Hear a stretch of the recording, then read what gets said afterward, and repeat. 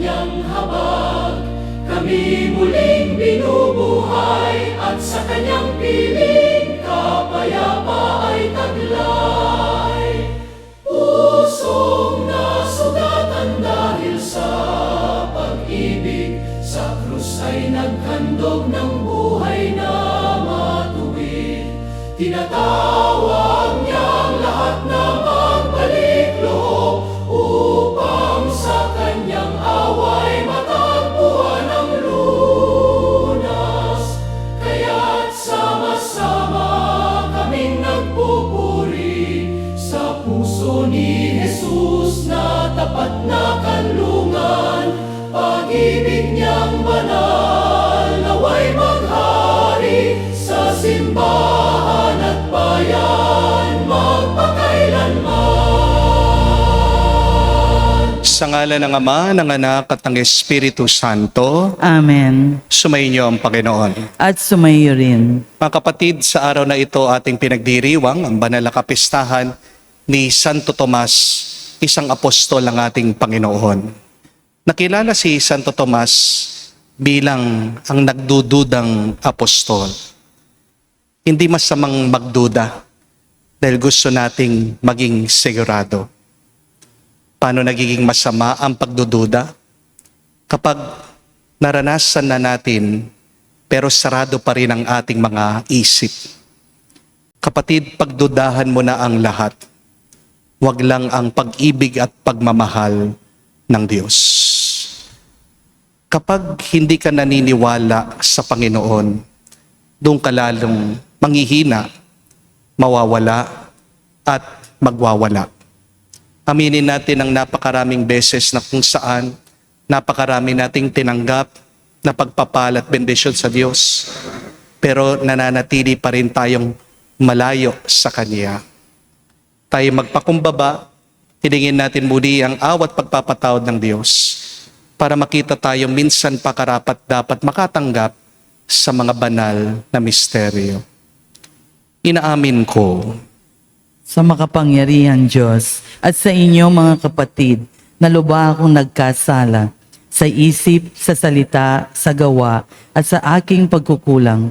Kaya'y sinasamo ko sa mahal na Birheng Maria, sa lahat ng mga anghel at mga banal at sa inyo mga kapatid, na ako'y ipanalangin sa Panginoong ating Diyos.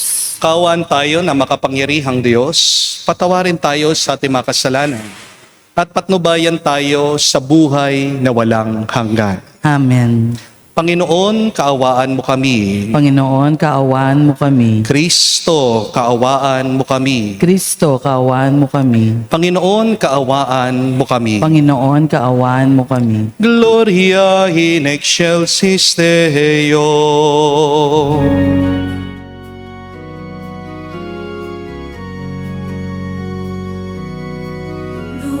Luwalhati sa Diyos sa kaitaasan, at sa luma'y kapayapaan sa mga taong may mabuting kalooban.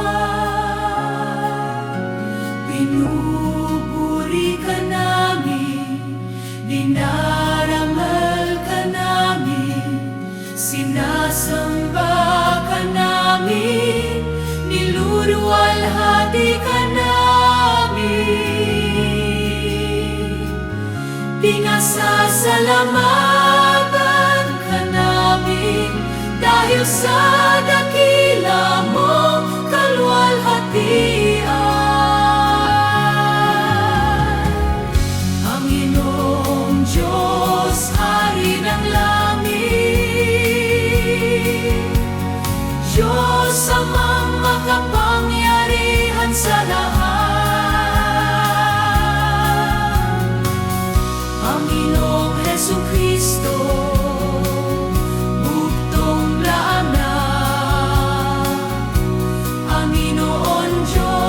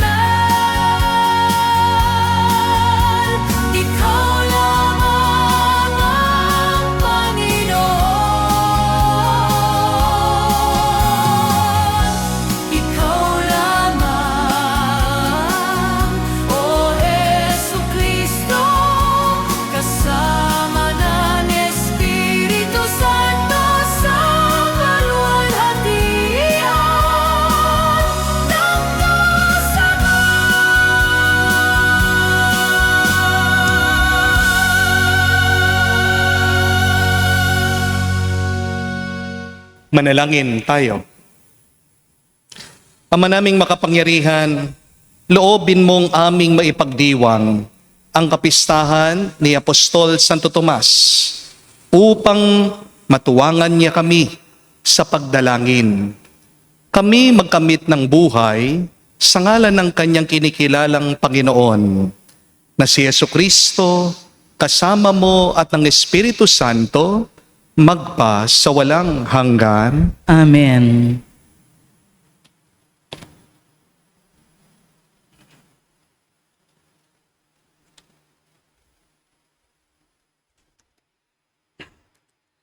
Pagbasa mula sa sulat ni Apostol San Pablo sa mga taga-Efeso.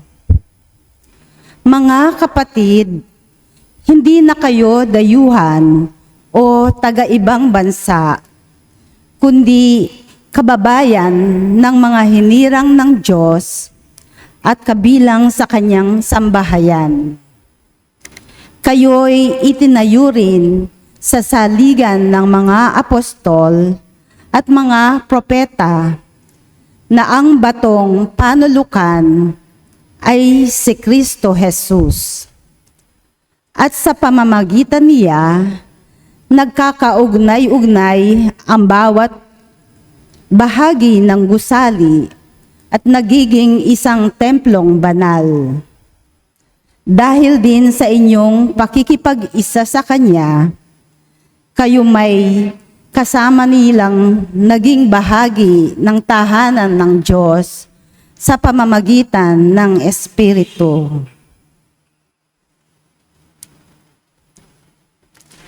Ang salita ng Diyos. Salamat sa Diyos. Humayot dalhin sa tanan, mabuting balitang aral. Humayot dalhin sa tanan, mabuting balitang aral. Purihin ang Panginoon, dapat na purihin ang lahat ng bansa. Siya ay purihin sa lahat ng tao sa balat ng lupa. Humayot dalhin sa tanan, mabuting balitang aral. Pagkat ang pag-ibig na ukol sa ati dakila at wagas, at ang katapatan niya'y walang kupas. Humayot dalhin sa tanan, mabuting balitang aral.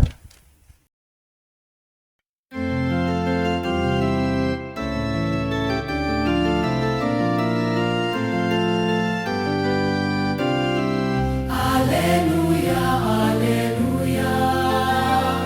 Alleluia, alleluia. Alleluia, alleluia. Alleluia, alleluia. Alleluia, alleluia. Mapalad at maligayang sumasampalataya sa di nakita ng mata. Alleluia, alleluia. Sumainyo ang Panginoon. At sumayin niyo rin. Ang mabuting balita ng Panginoon ayon kay San Juan. Papuri sa iyo, Panginoon.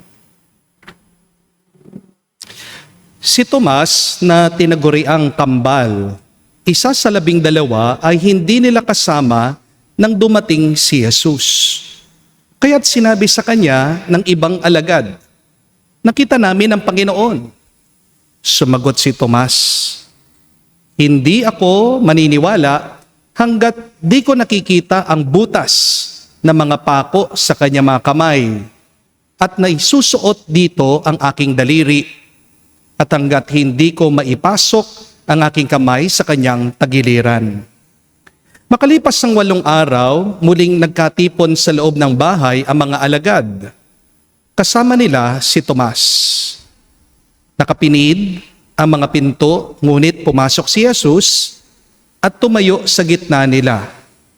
Sinabi niya, "Sumainyo ang kapayapaan." Saka sinabi kay Tomas, "Tingnan mo ang aking mga kamay at ilapit dito ang iyong daliri. Ipasok mo ang iyong kamay sa aking tagiliran. Huwag ka na mag-alinlangan, maniwala ka na." Sumagot si Tomas, "Panginoon ko at Diyos ko." Sinabi sa kanya ni Jesus, Naniniwala ka na ba sapagkat nakita mo na ako? Mapalad ang mga naniniwala kahit hindi nila ako nakita. Mga kapatid, ang mabuting balita ng ating Panginoon. Pinupuri ka naming Panginoong Yesukristo. Magandang araw po muli sa inyong lahat. Welcome po sa ating banal na misa.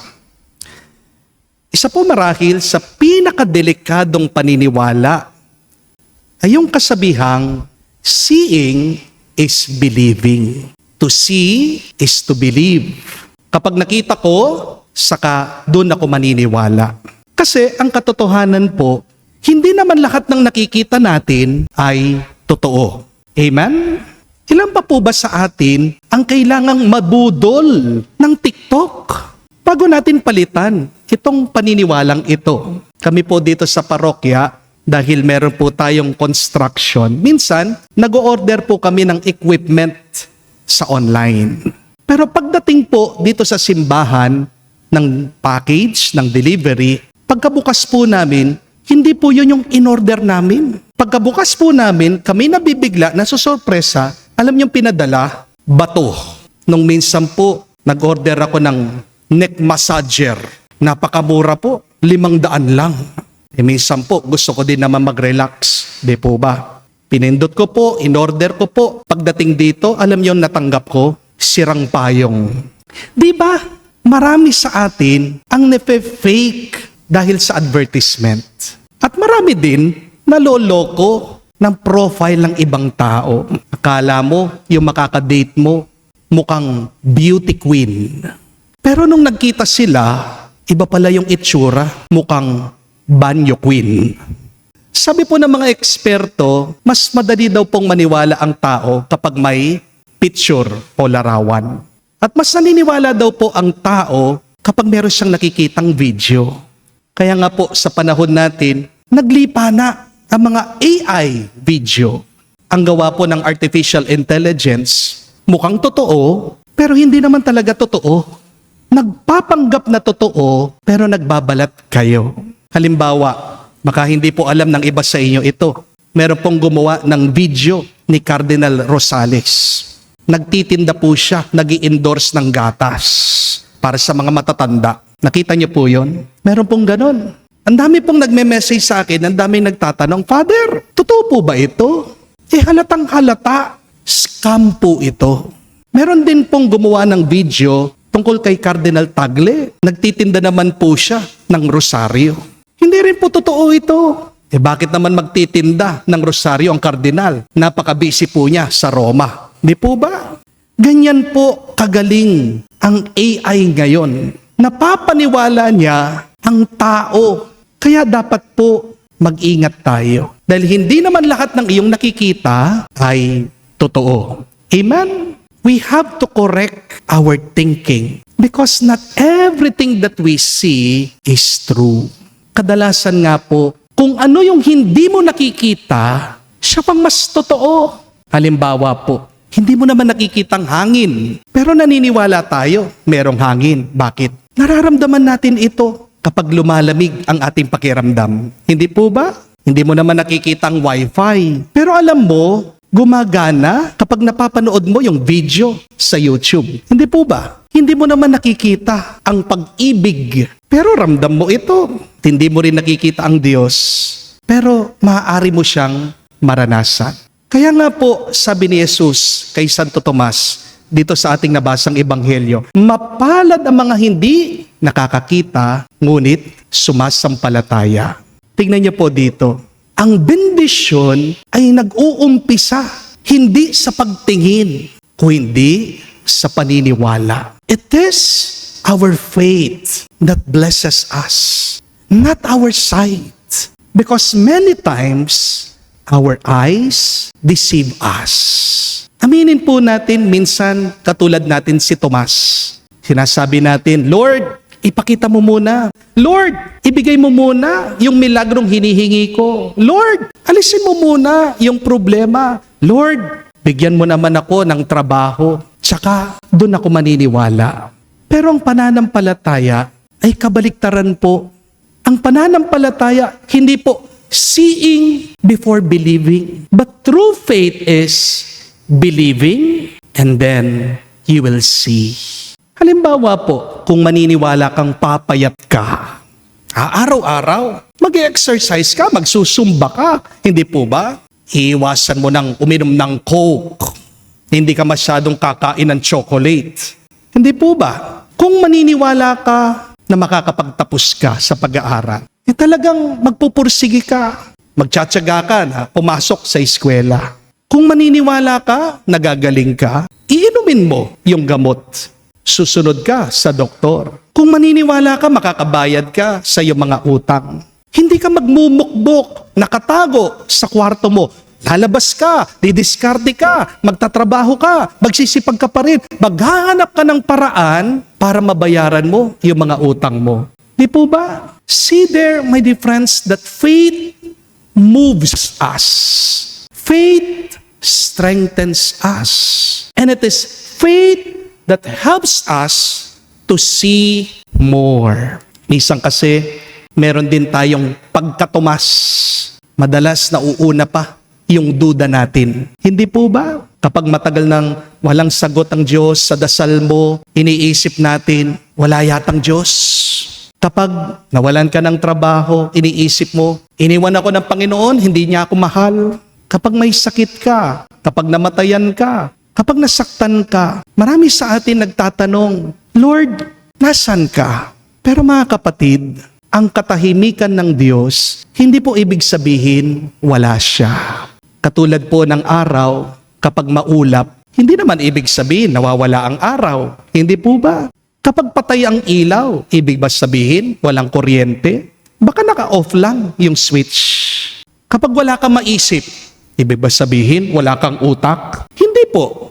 Di po ba? Kapag may problema ka, hindi po yan tanda na wala ang Diyos sa iyong buhay. Bakit tahimik ang Diyos? Bakit hindi natin siya nakikita? Pag sobrang sakit, sobrang hirap ng ating nararamdaman, isipin niyo po ito. Kapag umiiyak ang bata, niyayakap siya ng magulang. Kaya hindi mo nakikita ang Diyos. Kaya tahimik siya sa iyong buhay. Kasi niyayakap ka niya, napakalapit niya sa iyo. Pero ang isang mabuting balita pa po, na kahit na matigas ang ulo natin, kahit na nagdududa tayo kamukha ni Santo Tomas, nagpapasensya palagi ang Diyos. Tingnan niyo po, napakaganda ng ginawa ni Jesus dito sa ating nabasang ebanghelyo. Hindi po niya pinagalitan si Tomas dahil sa kanyang pagdududa. Pwede naman po sabihin ni Jesus sa kanya, wala kang kwenta, hindi ka naniniwala, ang dami ko nang tinuro sa iyo. Sa halip, ano po nangyari? Kahit na merong pagdududa kay Santo Tomas, lumapit pa rin si Jesus sa kanya. Pinakita daw niya ang kanyang mga sugat. At sinabi niya, halika Tomas, hawakan mo ako. Ganito po ang Diyos. Kapag nagdududa tayo, kapag naghihina tayo, hindi siya lumalayo. Mas lalo pa siyang lumalapit sa atin. Kung nalilito tayo, hindi siya magagalit. Sa ating mga pagtatanong, nakikinig siya palagi. Ang ayaw lang ng Diyos ay kapag tumitigil tayo sa paghahanap sa Kanya. Kaya kung babalikan niyo po ang Ebanghelyo, meron pong napakagandang detalye dito. Nung unang dumating daw si Jesus, wala po si Tomas kasama ng ibang alagad. Pero meron siyang na-miss. Nung unang nagpakita, muling nabuhay si Jesus, ang dami daw niyang pinakitang himala sa kanila. At napakagandang paalaala po nun. Kapag lumalayo tayo sa simbahan, kapag lumalayo ka sa misa, kapag lumalayo ka sa panalangin, kapag lumalayo ka sa mga taong nananalig at nananampalataya sa Diyos, mas madaling pasukin ng pagdududa ang puso mo. At hindi mo mararanasan ang mga milagro ng Diyos. Kaya huwag mong ihihiwalay ang iyong sarili sa Diyos. Kapag nanghihina ang iyong pananampalataya, kailangan nga mas lumapit ka sa Kanya. Huwag kang lalayo kay Jesus. Kasi para po tayo mga kandila, hindi po ba? Kapag mahina na ang iyong apoy, kailangan mo lang ilapit ang iyong sarili sa malakas na apoy para masindihan ka muli para lumakas ka muli. Di po ba? At ito pong isang pinakamahalagang bahagi ng mabuting balita. Ang sabi po nung nakita ni Tomas si Jesus, wala na daw po siyang hiniling ng ebidensya. Hindi na daw po niya hinawakan ang sugat niya. Hindi na daw po niya sinuksok ang kanyang kamay sa tagiliran ni Jesus. Sa halip, meron siyang pinahayag. Isang napakagandang salita, pagpapahayag ng pananampalataya. Isang panalangin. Ang sabi niya, Panginoon ko at Diyos ko. Kapatid, darating po ang araw na lahat ng mga tanong natin sasagutin ng Diyos. Darating ang araw, maunawaan natin bakit tayo pinaiyak, bakit tayo pinaghintay, bakit tayo nasaktan. Pero habang hindi pa po dumarating ang araw na yon, maniwala ka muna, magtiwala ka muna, magdasal ka muna, magpatuloy ka muna. Dahil ang pananampalataya ay hindi po kakayahan na makita mo ang lahat. Ang pananampalataya ay ang kakayahang magtiwala ka sa Diyos kahit na hindi mo pa nakikita ang lahat. Mga kapatid, kung nakikita mo ang lahat, hindi yan pananampalataya. Dahil ang pananampalataya ay pagpili sa Diyos kahit na marami kang hindi maunawaan sa iyong buhay. Hindi mo naman kailangan maunawaan ang lahat eh. Hindi mo naman kailangan makita ang lahat eh. Ang mahalaga, makita mo lang ang Diyos. Sapat na yon. Dahil siya ang magpupuno sa iyo ng sobra-sobrang grasya. Amen? Dasal po tayo sa banal na misang ito. Naway patibayin ng Diyos ang ating pananampalataya. Dahil kung malakas ang iyong pananampalataya, hindi mo lang makikita ang Diyos. Makakaranas ka pa ng maraming himala at yan ang magiging susi mo para makapasok ka sa buhay walang hanggan. Magpatulong po tayo kay Santo Tomas, Apostol. Pag tayo nanghihina na sa ating pananampalataya, kamukha niya, ipahayag natin na si Jesus ay ang ating Panginoon at Diyos natin. Kaya sabihin natin sa Kanya, Santo Tomas, Apostol, ipanalangin mo kami ngayon at magpa sa walang hanggan. Amen. Amen. Sabihin natin ngayon sa Diyos ang ating mga dasal at panalangin. Taglay ang pananampalataya ni Kristo muling nabuhay na mga sugat at tanda ng kanyang tagumpay. Ilapit natin ang ating mga kahilingan sa Ama ng Habag. Ating sabihin, Panginoon, dinggin mo kami. Panginoon, dinggin mo kami. Bilang isang simbahan, naway hindi tayo magkulang sa pagpapahayag ng ating pananampalataya sa mga taong hindi sumasampalataya. Manalangin tayo sa Panginoon. Panginoon, dinggin mo kami. Ang simbahan sa Asya, naway magkaroon ng paglago. Manalangin tayo sa Panginoon. Panginoon, dinggin mo kami. Ang mga nakalugmok sa pagiging makasalanan at kawalan ng pananampalataya, naway mapangibabawan ang kanilang pag-aalinlangan at yakapin ang tunay na pananampalataya. Manalangin tayo sa Panginoon. Panginoon, dinggin mo kami. Sa katahimikan po ng ating puso, sabihin natin sa Diyos ang ating mga personal na pangangailangan.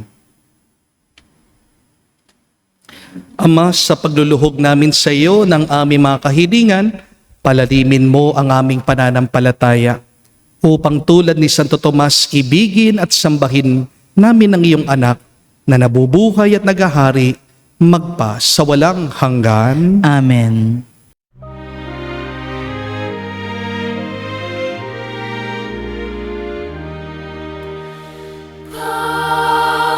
Panginoon, Panginoon, naririto akong inyong abang lingkod. Panginoon, Panginoon,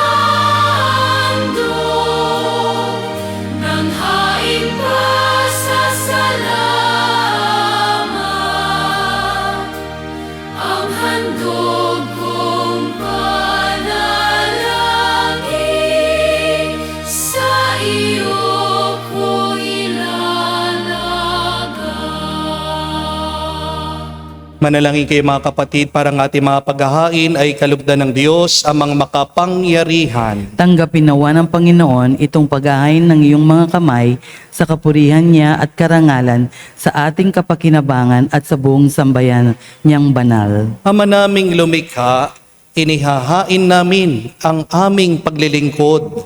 Kalakip ng dalangin tinaguyod mo ang iyong mga kaloob sa amin. Ngayon kami nagpapasalamat sa iyo. Kaisa ng pagpupuri ni Apostol Santo Tomas sa pamagitan ni Jesucristo kasama ng Espiritu Santo magpa sa walang hanggan. Amen. Sumainyo ang Panginoon. At sumayin niyo rin. Itaas sa Diyos yung mga puso at diwa. Itinaas na namin sa Panginoon. Pasalamatan natin ang Panginoong ating Diyos. Marapat na siya ay pasalamatan. Ama namin makapangyarihan, tunay nga marapat na ikaw ang aming pasalamatan. Ikaw ang pastol na laging pumapatnubay sa mga kabilang sa nililingap mong kawan. Ito ang ginanap na pananagutan ng giliw mong anak at pastol ng tanan. Ang mga pastol ay kanyang mga katuwang sa pagiging pastol na patnubay ng sambayanan. Kaya kaisa na mga anghel nagsisiawit ng papuri sa iyo. Nang walang humpay sa kalangitan, kami nagbubunyi sa iyong kadakilaan.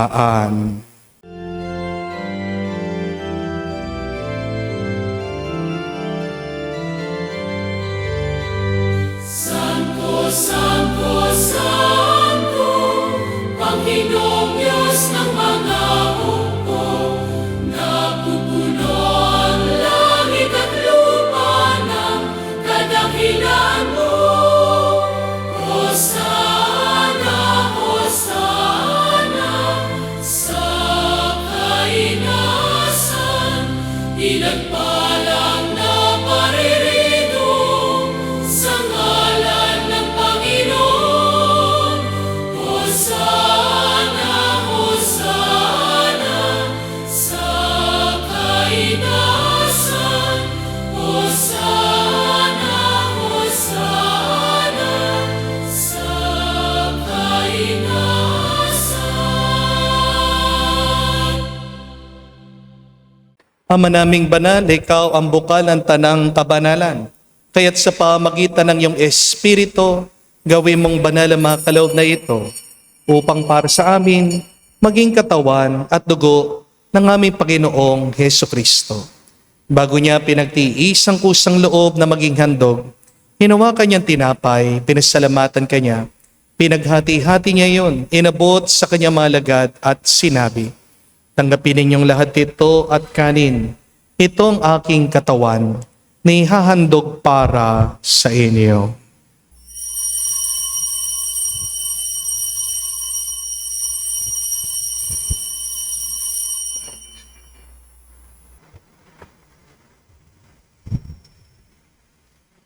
Gayon din naman na matapos ang hapunan, hinawakan niyang kalis, muli kanyang pinasalamatan.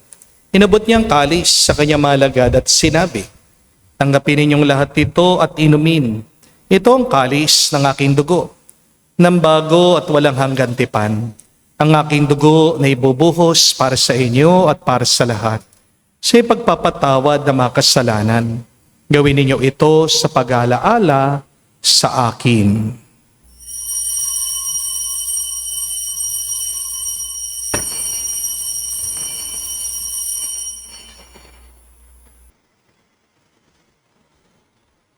Ang misteryo ng pananampalataya.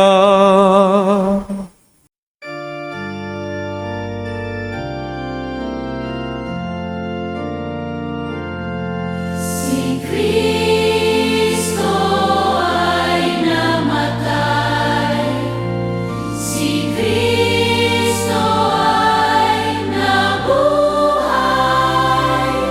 si Kristo ay babalik sa wakas,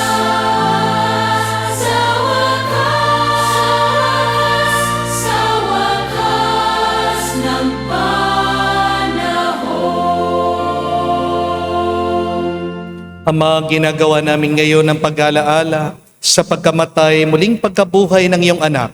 Kaya tinialay namin sa iyong tinapay, nagbibigay buhay, at ang kalis na nagkakalob ng kaligtasan.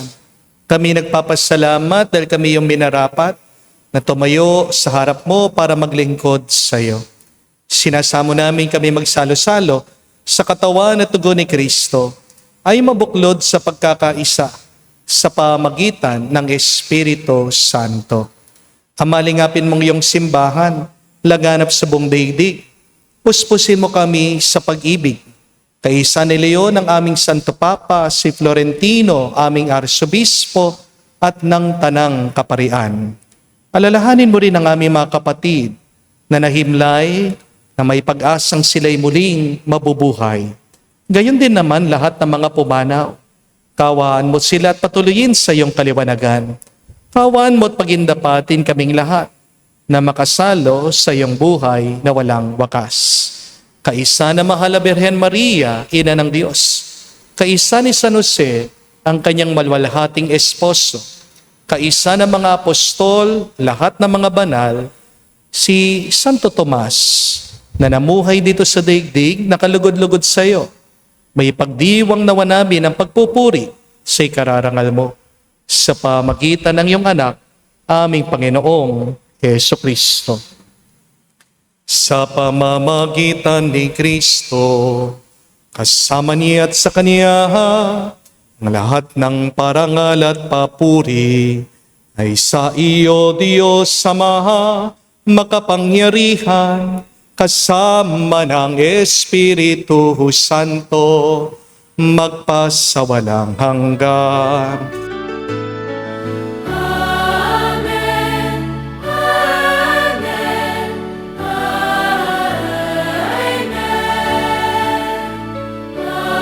Amen. Amen. Sa nakagaling na utos sa turo ni Jesus sa Panginoon natin na Diyos, ipahayag natin ng lakas, loob.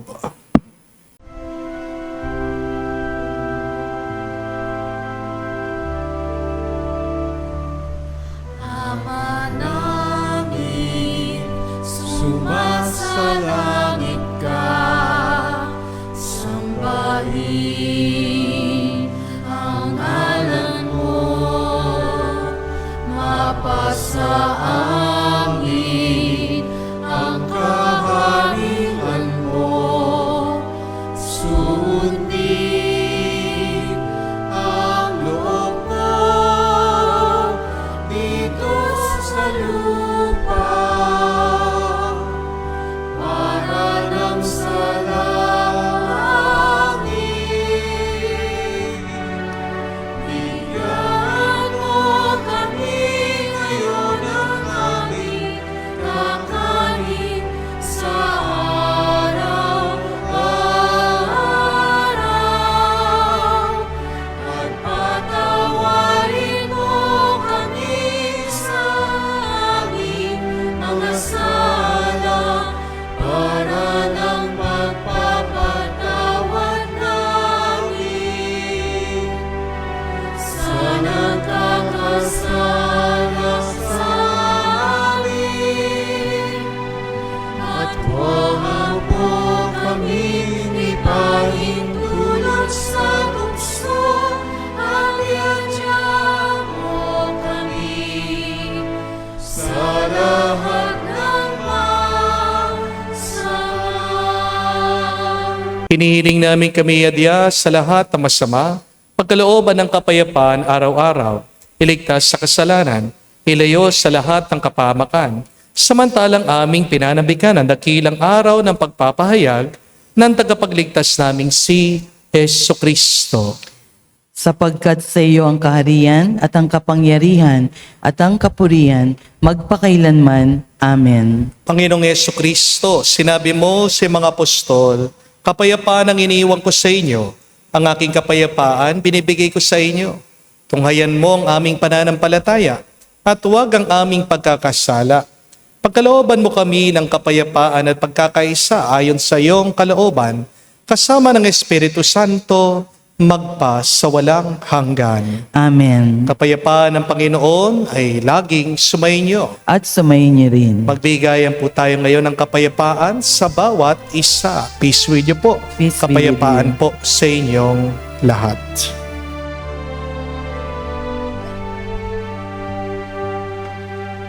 Cordero ng Diyos na nag-aalis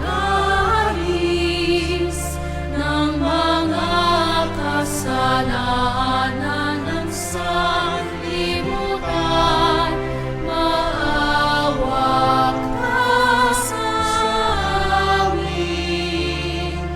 Maawa ka sa amin.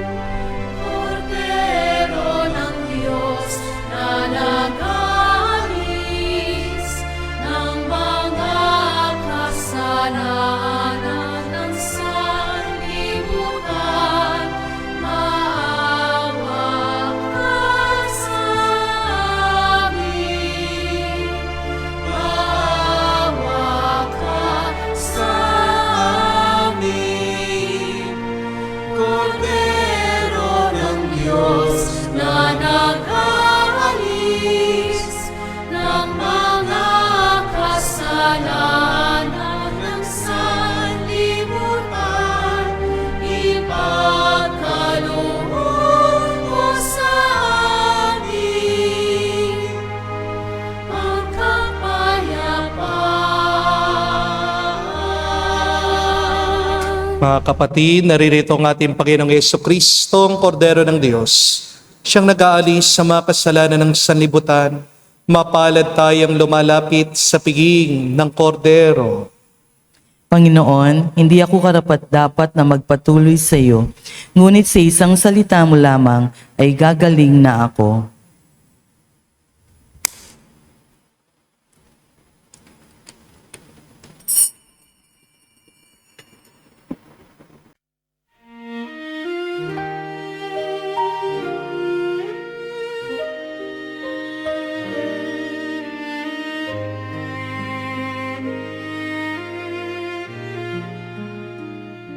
Sa paglapit sa banal mong hapag, Ikaw, Jesus, aking natatagpuan.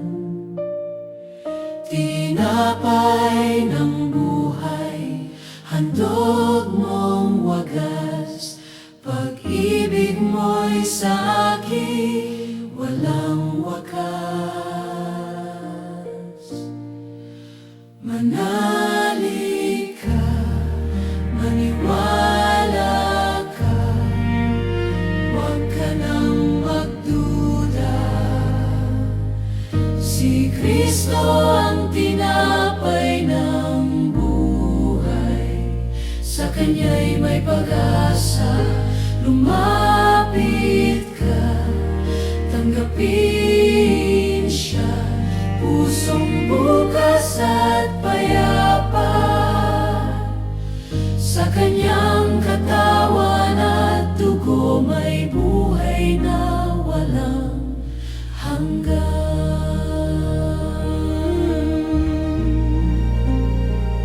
Sa bawat sugat at kabiguan, Ikaw ang lakas, aking sandigan. Sa banal na komunyon, iyong yakap nagbibigay buhay sa bawat pangarap.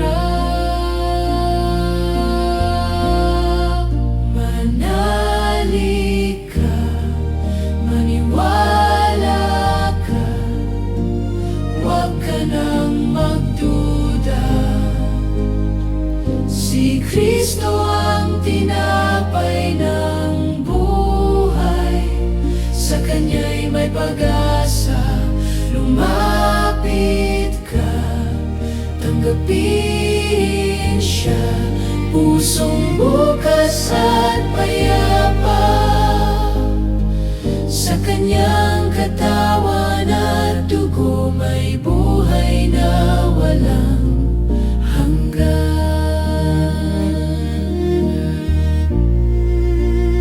Halika, maniwala ka sa kanyang katawan at dugo, may buhay na walang hanggan.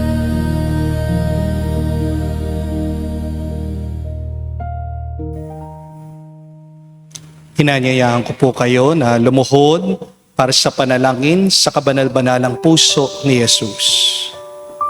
Jesus, Diyos ko, iyong nasabi, humingi at kayo'y bibigyan. Maghanap at matatagpuan ninyo. Kumatok at bubuksan ang pinto para sa inyo. Tunghayan mo po akong nakaluhod sa may paanan mo, napupuno ng buhay na pananampalataya at tiwala sa iyong mga pangakong pinabatid ng iyong kabanal-banalang puso at sinambit ng iyong mga labi. Narito po ako upang hilingin ito sa katahimikan po ng ating puso. Sabihin natin sa Diyos ang ating mga personal na kahilingan.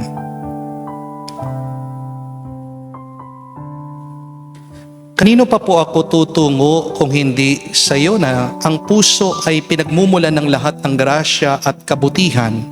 San pa po ako maghahanap kung hindi sa baul na naglalaman ng kayamanan ng iyong habag? San pa po ako kakatok kung hindi sa pinto kung saan binibigay ng Diyos ang sarili niya sa amin? At kung saan kami makakapunta sa Diyos? Sa iyo po ako dumudulog, puso ni Jesus. Sa iyo po ako nakakatagpo ng aliw kapag nahihirapan, pagtatanggol kapag inuusig, lakas kapag nabibigatan sa pagsubok, at liwanag sa dilim at pagdududa. Minamahal kong Jesus, maigting po ako naniniwala na kaya mong ipagkaloob ang biyayang aking hinihiling. Kailanganin man ito ng isang himala, naisin mo lang ito at matutupad na ang aking panalangin. Inaamin kong ako'y hindi karapat-dapat sa iyong mga biyaya, ngunit hindi ito dahilan para panghinaan ako ng loob. Ikaw ang Diyos ng habag at hindi mo tatanggihan ang isang pusong nagsisisi. Tignan mo po nawa ako na may habag at mababatid ng iyong puso ang aking mga kasiraan at kahinaan, ang dahilan upang pagkalooban ang aking mga panalangin. O banal na puso, ano man ang iyong pasya sa aking hiling, hindi po ako titigil na sambahin, ibigin, purihin at pagsilbihan ka. Jesus ko, ikalugod mo nawang tanggapin ang pagsasagawa ko ng ganap na pagsang-ayon sa mga atas ng iyong kaibig-ibig na puso, ang aking tunay na hinahangad na matupad kasamang ng iyong sanlilikha magpakailanman. Kabanal-banalang puso ni Jesus, alam ko may iisang bagay na hindi mo kayang gawin, ang mawala ng habag sa mga naghihirap at nababalisa. Tignan mo po ako, nagmamakaawa po ako, minamahal kong Jesus, ipagkaloob mo ang grasyang aking hinihiling sa iyo sa pamagitan ng kalininisang puso ng iyong madalamhating ina. Pinagkatiwala mo ako sa kanya bilang kanyang anak at ang kanyang mga panalangin ay makapangyarihan sa iyo. Amen. Kabanal-banalang puso ni Jesus, maawa ka sa amin. Kalininisang puso ni Maria, ipanalangin mo kami. Tumayo po tayo. Manalangin tayo. Ama naming mapagmahal, ngayong kami nagsalo sa katawan ng bugtong na anak mo, mapanaligan nawa namin siya kaisa ni Apostol Santo Tomas. May pahayag nawa namin siyang Panginoon at Diyos sa pamumuhay namin at tapat na paglilingkod. Sa pamagitan niya kasama ng Espiritu Santo, magpa sa walang hanggan. Amen. Muli po sa lahat ng ating mga followers, maraming salamat po sa inyong pagdalo sa ating online mass. Palakpakan po natin ang ating mga followers dito. Thank you very much po. At baka may napansin po kayong kakaiba sa ating misa. Medyo gumanda yung mga readers natin, no? Ha? Napansin niyo po mga madre, yung ating pong nagbasa ng ating banal na kasulatan ng salita ng Diyos. Pinapakilala ko po ang mga nagbasa. Bisita po natin dito sa ating online mass ay ang mga Adrian Dominican Sisters, Our Lady of Remedies Mission Chapter. Ang kanila pong central house ay nasa barangay Mining, Angeles City. Sinasabi ko po ito dahil nagpapapromote po sila, no?